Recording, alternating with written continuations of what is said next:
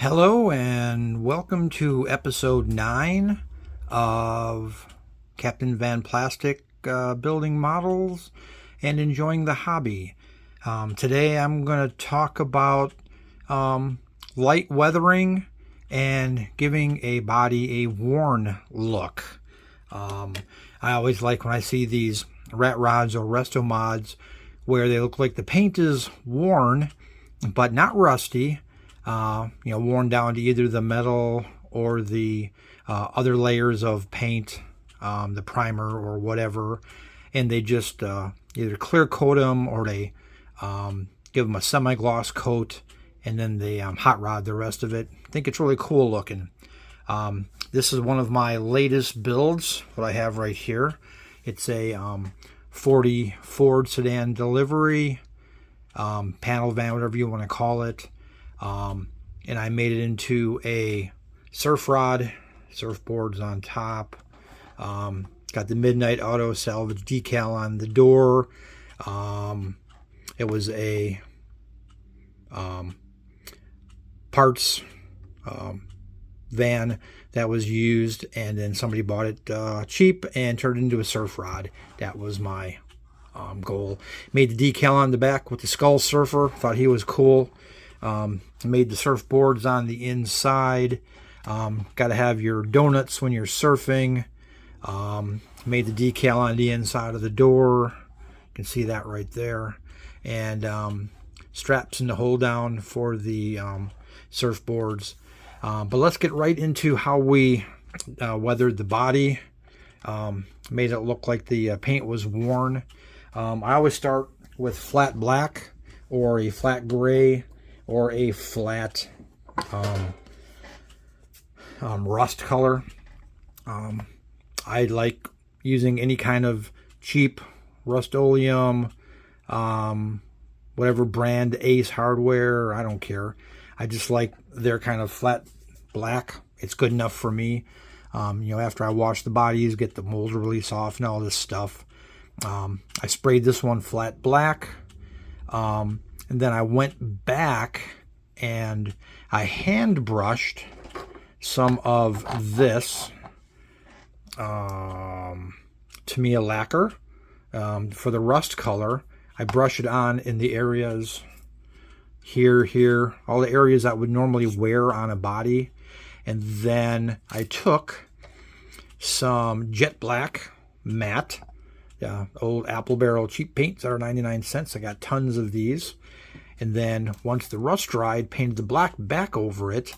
And then we took our 1000 grit after it was dry and we just lightly sanded the edges and tried to make it look as though that's where it wore, just from sun, weather beating on it.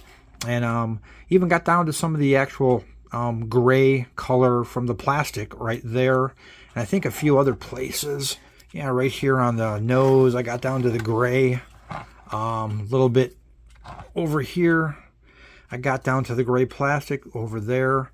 I was pretty happy. Oh, up here, pretty happy with the way that looked. And a little bit over here. It's a pretty simple process because the flat black dries in about a half hour. The lacquer dries really fast, maybe 10, 15, 20 minutes. And then you put the acrylic over it, let that dry, so maybe within an hour you're ready to literally just start sanding with your I like 1000 grit. I do it wet and I just sand and sand and sand until I start seeing, I don't sand hard, I sand light until I start seeing the rust color. And this is how we kind of came out. And then to give a kind of a finished look, I like using pastels. I have these here. I keep them in a little tray. Don't want to make too much of a mess here, but I've had these pastels for probably 20 years. I take and I will just use this piece of sandpaper to get the dust off them. Take an old paintbrush. I always keep some old ones that are nice and crisp. Take it and just dust it. Dust it, dust it, dust it. I'll use the rusts. I'll use the green, the white. I have gray. I use all these colors. And just dust it, dust it, dust it in the corners. I'll dust everywhere. And whatever sticks, sticks. Whatever doesn't stick, I'm okay with. And that's pretty much how I do that. It's not real complicated. It's not really really something you have to practice. And for me, comes out really cool. I like it. Most people that see what I do, they think it's really cool. One of the first ones I ever did was my Acme truck. This one was very light.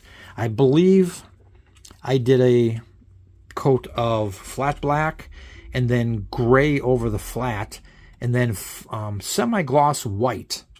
And you can see pretty much where I just lightly sanded and kept sanding and sanding and sanding. You get a little gray, you get a little black. Just all on your normal areas that would wear from the weather and the sun and whatnot. And then I splattered the inside of the bed with some paint, some rust colors, some browns. As you know, a bed would normally get splattered. I'm pretty sure. Hopefully you can see that. Let me turn my light here this way. And you just take the brush and get some paint on it, and we just flick it. Just flick it with our finger. That's how we do that. And same thing, just all the areas that would normally wear. Just for the fun of it, this one is fully wired. God, I built this close to 20 years ago. And I don't know if you can see the inside or not. Probably not. But there's a Mexican blanket in there, and I don't think I did anything else on the inside. Made the Acme decal myself because I used to be part of the Atlanta car model